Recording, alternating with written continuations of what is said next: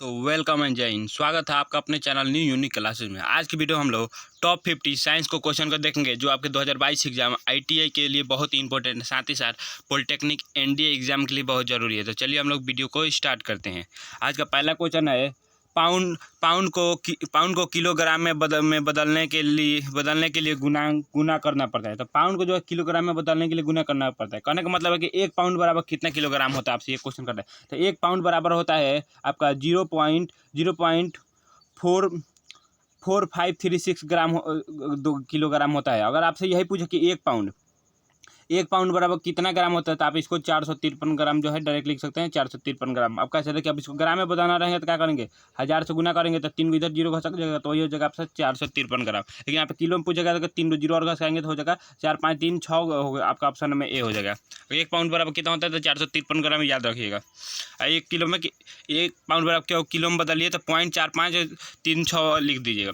अगला क्वेश्चन देखते हैं। अगला क्वेश्चन आपका गुरुत्वाकर्षण नियमों का आविष्कारक कौन है। तो गुरुत्वाकर्षण नियमों का आपका आविष्कारक कौन है, तो गुरुत्वाकर्षण नियमों कौन आविष्कारक है, तो न्यूटन है। इसमें सोचना क्या, न्यूटन है गुरुत्वाकर्षण नियमों का आविष्कारक। अगला क्वेश्चन देखते हैं। अगला क्वेश्चन आपका सार्वत्रिक गुरुत्वाकर्षण नियम का प्रस्तुतिकर्ता कौन है। सार्वत्रिक गुरुत्वाकर्षण नियम के जवाब का प्रस्तुतिकर्ता कौन है, तो वही बात है, गुरुत्वाकर्षण नियम किसे दिया था, न्यूटन ने दिया था। आपका ऑप्शन नंबर ए हो जाएगा, न्यूटन ने दिया था। अगला क्वेश्चन देखते हैं। अगला क्वेश्चन है पृथ्वी और सूर्य के बीच की दूरी यदि वर्तमान दूरी की अपेक्षा दोगुनी कर दी जाए तो पृथ्वी पर सूर्य के गुरुत्वाकर्षण बल क्या होगा। देखिए यहाँ पे क्या कर रहा है, उसका दुगुना करना है। दुगुना करना है ना, दुगुना। देखिए गुरुत्वाकर्षण बल का फॉर्मूला क्या होता है, F बराबर में G × M1 × M2/r² होता है। क्या करें, दूरी के दुगुना करें, इसका दुगुना करेंगे तो क्या होगा, चौगुना हो जाएगा। यहाँ पे r² होता है, तो r² दुगुना करेंगे चौगुना, बाटा में तो क्या एक चौथाई हो जाएगा, 1/4 हो जाएगा। तो पहले की अपेक्षा 1/4 हो जाएगा। आपका ऑप्शन नंबर डी हो जाएगा। देखिए पूरा क्वेश्चन देख लीजिए। पृथ्वी व सूर्य के बीच की दूरी यदि वर्तमान दूरी की अपेक्षा दोगुनी कर दी जाए तो पृथ्वी पर सूर्य गुरुत्वाकर्षण बल जो है पहले की अपेक्षा कैसे होगा, चौथाई हो जाएगा। पता चल गया कैसे, क्योंकि r² बट्टा में होता है, इसलिए 1/4 हो जाएगा। अगला क्वेश्चन देखते हैं। अगला क्वेश्चन आपका लिफ्ट में व्यक्ति के भार तब अधिक होगा जब लिफ्ट का होगी। तो देखिए लिफ्ट में व्यक्ति के भार तब अधिक होगा जब, देखिए जब लिफ्ट ऊपर एक समान वेग से जा रही है तो होगा, कभी नहीं होगा। एक समान वेग से जाएगा तो त्वरण उत्पन्न नहीं होगा। इसका लिफ्ट का क्या होता है, AM प्लस में G प्लस में A होता है, तो इसमें त्वरण उत्पन्न नहीं होगा तो बढ़ने का सवाल पैदा नहीं है। फिर एक समान वेग से नीचे आ रही है, ये भी नहीं होगा। ऊपर की ओर त्वरित हो रही थी, ये होगा। लिफ्ट में जब कोई वस्तु का भार कब अधिक प्रतीत होगा, जब लिफ्ट जो ऊपर की ओर त्वरित हो रहा होगा। अगला क्वेश्चन देखते। अगला क्वेश्चन है एक समान गति से घूर्णित सॉफ्ट में धागे से एक गेंद बंधी है। सॉफ्ट के अचानक रुकने पर धागा सॉफ्ट पर लिपटने लगता है और गेंद के कोणीय वेग क्या होगा। जब धागा जब लपटने लगेगा तो गेंद पर उसका कोणीय वेग का मान क्या होगा, तो कोणीय वेग का मान जो आपका बढ़ जाता है, ऑप्शन में हो जाएगा बढ़ जाएगा। अगला क्वेश्चन देखते हैं। अगला क्वेश्चन है आपका जल से भरे गिलास के नीचे दबे कागज को शीघ्रता से गिलास के नीचे से जल को छिड़काए, मतलब कि छिड़काए बिना ही खींचा जा सकता है। ये परिघटना होती है। ये परिघटना कौन होती है, जब जल में कागज लगा होता है तो जल नहीं गिरता है, उसके नीचे से कागज खींच लिया जाता है। वो घटना आपकी कौन सी होती है, वो घटना तो आपकी होती है, कौन होती है, वो होती है जड़त्व के गुण को दर्शाती है। क्योंकि देखिए जड़त्व गुण क्या होता है, यदि कोई वस्तु विराम की अवस्था में है तो विराम की अवस्था में रहेगी, यदि कोई वस्तु गति की अवस्था में है तो गति की अवस्था में रहेगी। तो बस वही कारण है कि क्या होता है, गिलास विराम में रहता है, उसके नीचे से कागज भी खींच लिया जाता है तो विराम में रह जाता है। अगला क्वेश्चन देखते हैं। अगला क्वेश्चन आपका 20 किलोग्राम के एक पिंड को भूमि के ऊपर 1 मीटर की ऊंचाई पर बनाए रखने कितना कार्य होगा। देखिए तो आप क्या करें, 1 मीटर की ऊंचाई पर ले जाइए। 1 मीटर की ऊंचाई पर जब रहेगा, 1 मीटर की ऊंचाई पर रहेगा, देखिए तो यहाँ पे कोई वहाँ पे क्या हो रहा है, 1 मीटर की ऊंचाई पर उठाई रहेगा तो उसके बीच कितना डिग्री कोण रहेगा, 90 डिग्री कोण बनेगा। और जब 90 डिग्री का कोण बनता है तो वहाँ पे कार्य क्या होता है, शून्य होता है। आपका ऑप्शन भी क्यों 90 डिग्री पर कार्य शून्य होता है और वहाँ पे क्या हो रहा है, आपका विस्थापन भी नहीं हो रहा है, तो इसलिए जो इसका कार्य जो होगा शून्य होगा, कितना भी वस्तु कितना भी द्रव्यमान का क्यों ना हो। अगला क्वेश्चन देखते हैं। अगला क्वेश्चन है घड़ी में चाबी भरने की प्रक्रिया में घड़ी में क्या होता है। तो जब हम लोग घड़ी में चाबी भरते हैं तो क्या होता है, इसमें स्थितिज ऊर्जा जो है संचयित हो जाती है। आपका ऑप्शन नंबर डी हो जाएगा, स्थितिज ऊर्जा संचयित हो जाती है। अगला क्वेश्चन देखते हैं। अगला क्वेश्चन है आपका पहाड़ पर चढ़ते समय व्यक्ति आगे की ओर झुकता है। क्यों, जब पहाड़ पर चढ़ता है तो व्यक्ति आगे की ओर क्यों झुकता है, तो है आपका अस्थायित्व बढ़ाने के लिए। ऑप्शन नंबर डी हो जाएगा, अस्थायित्व बढ़ाने के लिए। अगला क्वेश्चन देखते हैं। अगला क्वेश्चन है आपका समुद्र के पानी का घनत्व बढ़ता है जैसे जैसे क्या होता है। देखिए समुद्र के पानी का घनत्व बढ़ता है जैसे जैसे हम समुद्र के अंदर गहराई के अंदर जाएंगे ना, तो पानी के घनत्व भी बढ़ेगा और दाब भी बढ़ता है। तो वही बात है, वो उसका हो जाएगा गहराई तथा खारापन दोनों बढ़ता है, वही हो जाएगा आपका 61 नंबर का डी हो जाएगा, गहराई और खारापन दोनों बढ़ता है। जब आप नीचे जाइएगा ना तब गहराई भी बढ़ेगा और पानी का खारापन बढ़ेगा, और देखिए नीचे जाने पर दाब भी बढ़ जाता है, याद रखिएगा।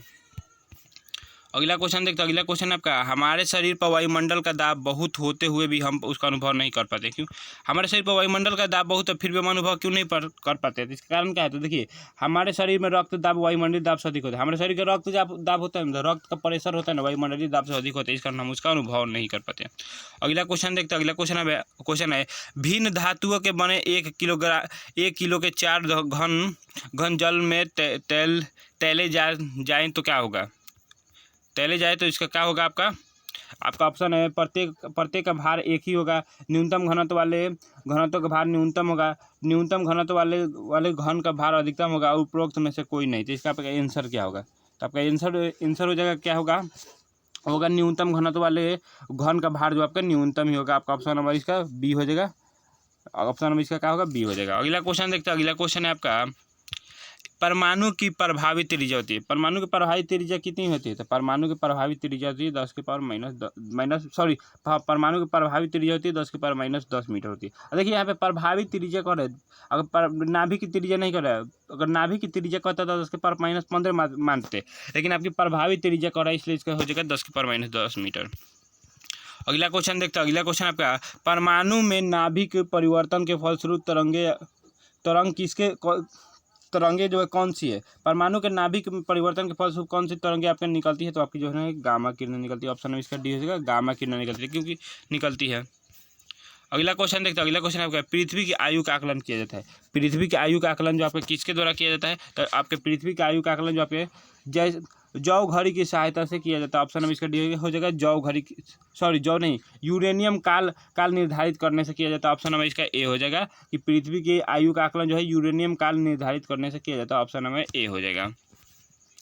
अगला क्वेश्चन देखते हैं। अगला क्वेश्चन आपका, नाभिकीय रिएक्टर में विमंदक का कार्य क्या है? आपके नाभिकीय रिएक्टर में विमंदक का कार्य क्या होता है? वो होता है आपके द्वितीय न्यूट्रॉनों को धीमा करना।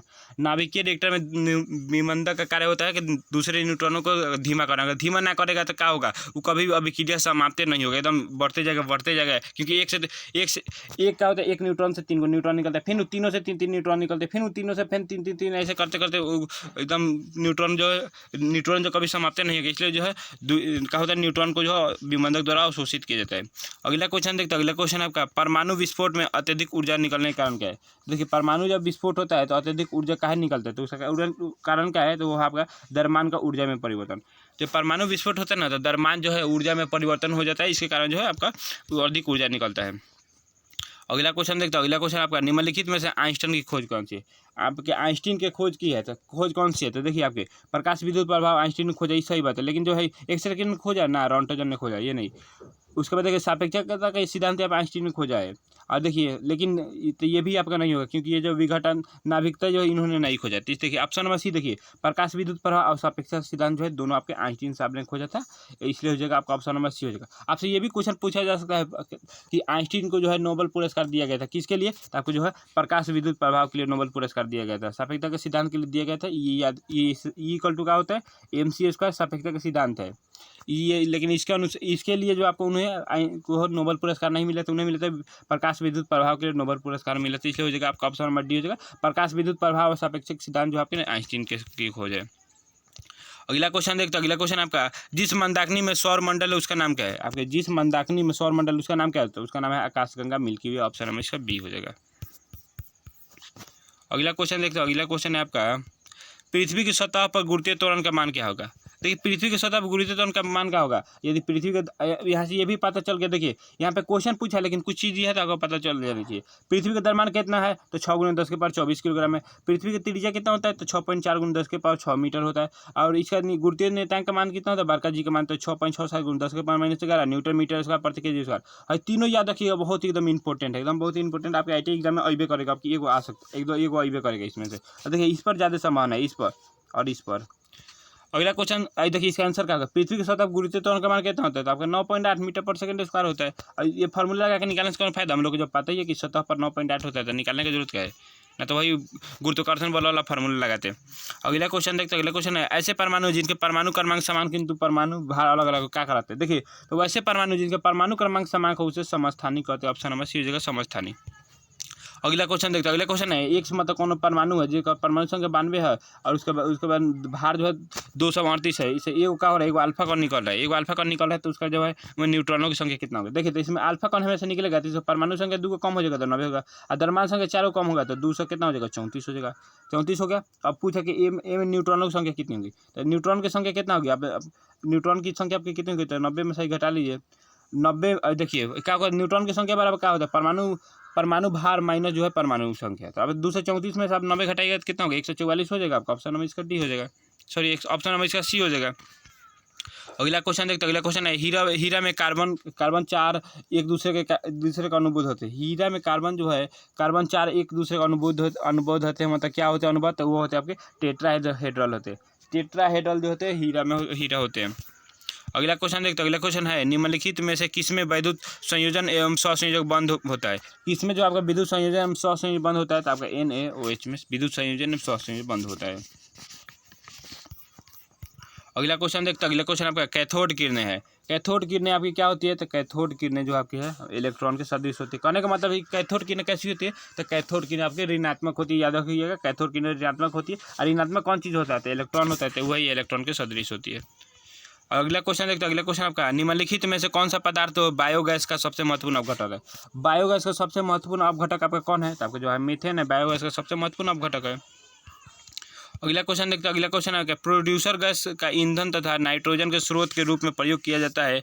यह गैस प्राप्त होता है। यह गैस कैसे प्राप्त होता है, प्रोड्यूसर गैस का ईंधन तथा नाइट्रोजन के स्रोत से प्राप्त किया जाता है। यह गैस जो आपको कैसे प्राप्त होता है, तो यह गैस जो आपके भाप को उद्दीप्त कोक पर प्रवाहित करने पर प्राप्त होता है। ऑप्शन नंबर डी हो जाएगा, भाप को उद्दीप्त कोक से प्राप्त किया जाता है। अगला क्वेश्चन देखते, अगला क्वेश्चन आपका तापमान को कितना कम कर देने पर सभी गैस जो है शून्य आयतन में हो जाएगी। तो तापमान को -273 डिग्री सेल्सियस कर देंगे ना तो सभी गैस जो है आयतन जो है शून्य हो जाएगा। अगला क्वेश्चन देखते, अगला क्वेश्चन आपका तापमान और दाब की समान स्थितियों के अंतर्गत सभी गैस के समान आयतन में अणुओं की संख्या समान रहती है। यह नियम किसने दिया था, तो आपके ताप और दाब की समान स्थितियों के अंतर्गत सभी गैस के आयतन समान रहती है। नियम किसने दिया था, आपके तो दिए थे एवोगाड्रो दिए थे। एवोगाड्रो का नियम है आपका, ऑप्शन नंबर ए हो जाएगा। अगला क्वेश्चन देखते, अगला क्वेश्चन आपका सर्विस स्टेशनों पर मोटरकारों की जाने वाली प्रदूषण जांच द्वारा निम्नलिखित में से किसकी जांच का अनुमान किया जाता है। आपके किसकी जांच का अनुमान किया जाता है, प्रदूषण जो कागज बनाया जाता है तो उसमें जो आपके शीशा और कौन का अनुमान किया जाता है। ऑप्शन नंबर इसका ए हो जाएगा, शीशा व कौन का। अगला क्वेश्चन देखते, अगला क्वेश्चन आपका दो गुब्बारे को हाइड्रोजन तथा हीलियम के साथ ग्राम अणुओं से भरा जाता है। दोनों में एक ही आकार के छिद्र किए जाते हैं। सबसे पहले कौन सा गुब्बारा संकुचित होगा, सबसे पहले आपका जो है कौन सा गुब्बारा संकुचित होगा, तो आपका होगा हाइड्रोजन से भरा गुब्बारा जो सबसे पहले संकुचित होगा। ऑप्शन इसका बी हो जाएगा। अगला क्वेश्चन देखते, अगला क्वेश्चन है पीरकनाशी के रूप में DDT का प्रयोग किया जाता है। प्रयोग की हानि क्या है, जब पीरकनाशी के रूप में DDT का प्रयोग करते हैं तो उसकी हानि क्या होती है, तो उसकी हानि आपकी तो क्या होती है, तो वो होती है आपकी क्या होती है, तो होती है प्राकृतिक में सरलता से निम्न नहीं होता है। मतलब निम्नीकरण नहीं होता, कहने का मतलब कि प्राकृतिक में जो है आसानी से नहीं गलता है। अगला क्वेश्चन देखते, अगला क्वेश्चन है ग्रीन हाउस गैस है। इसमें से ग्रीन हाउस गैस जो कौन सी है, तो आपकी जो है कार्बन डाइऑक्साइड है, मेथेन है, नाइट्रोजन है, क्लोरोफ्लोरोकार्बन है। ऑप्शन में हो जाएगा, इसे ग्रीन हाउस गैस कहते हैं। कार्बन डाइऑक्साइड, CH4 मतलब मेथेन, NO मतलब नाइट्रेट ऑक्साइड और CFC मतलब क्लोरोफ्लोरोकार्बन। अगला क्वेश्चन देखते हैं, अगला क्वेश्चन आपका एक श्वेत ठोस पदार्थ ये गर्म करने पर एक गैस निकलता है जो चूने के पानी को दूधिया को बना देता है। बचा हुआ पदार्थ गर्म अवस्था में पीला रहता है लेकिन ठंडा होने पर श्वेत हो जाता है। तो तदनुसार वह ए क्या होगा, ये जो होगा आपका क्या होगा, तो ये जो होगा आपका क्या होगा, जिंक कार्बोनेट होगा, ZnCO3 होगा, जिंक कार्बोनेट होगा। ऑप्शन नंबर इसका बी हो जाएगा। अगला क्वेश्चन देखते, अगला क्वेश्चन है निम्नलिखित में से कौन सबसे सशक्त स्कंद है। कौन है जो आपका सबसे सशक्त स्कंद है, तो आपके जो है आपके कौन है, एल्युमिनियम क्लोराइड है आपका सबसे सशक्त स्कंद है। अगला क्वेश्चन देखते, अगला क्वेश्चन आपका निम्नलिखित में से किसकी सहायता से कोलाइडी को देखना संभव है। किसकी सहायता से जो आपको कोलाइडी विलयन को आप देख सकते हैं, तो आप जो है माइक्रोस्कोप से देख सकते हैं। आपका ऑप्शन नंबर डी है माइक्रोस्कोप। अगला क्वेश्चन देखते हैं। अगला क्वेश्चन आपका गंदे पानी के उपचार के अवसाद हौज हौज का क्या कार्य होता है? गंदे पानी के अवसाद के उपचार में हौज का क्या कार्य होता है? तो आपका होता है निलंबित ठोस पदार्थों को हटाना। ऑप्शन नंबर सी हो जाएगा, निलंबित ठोस पदार्थों को हटाना। अगला क्वेश्चन देखते हैं। अगला क्वेश्चन आपका निम्न में कौन सी धातु परिस्थितिक में जैव आवर्धन समस्या के योगदान करती है? कौन सी धातु जो योगदान करती है? तो आपकी जो मरकरी है, ऑप्शन बी हो जाएगा, मरकरी करती है।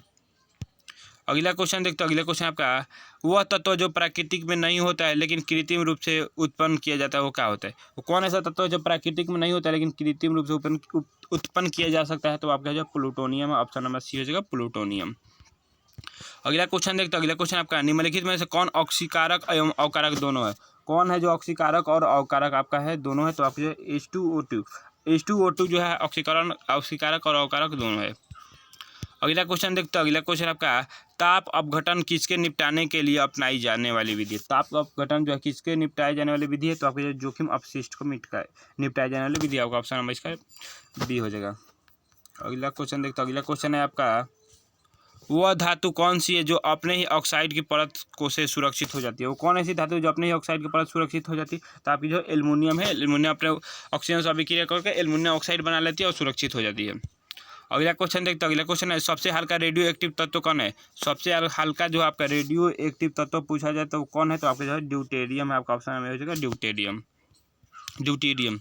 अगला क्वेश्चन देखते हैं। यदि विरंजक चूर्ण को हवा में खोला दिया जाए तो क्या होगा? तो देखिए, यदि विरंजक चूर्ण को आप हवा में खोल दीजिएगा ना तो क्या होगा? उसकी क्लोरीन क्रमशः समाप्त हो जाएगी। आपका ऑप्शन नंबर बी होगा, उसकी क्लोरीन जो है समाप्त हो जाएगी। अगला क्वेश्चन देखते हैं। अगला क्वेश्चन आपका कार्बन के कौन से अपरूप का प्रयोग स्नेहक के रूप में किया जाता है और पेंसिलों में शीशे के रूप में किया जाता है? तो आपके जो है ग्रेफाइट का प्रयोग किया जाता है पेंसिलों में शीशे के रूप में।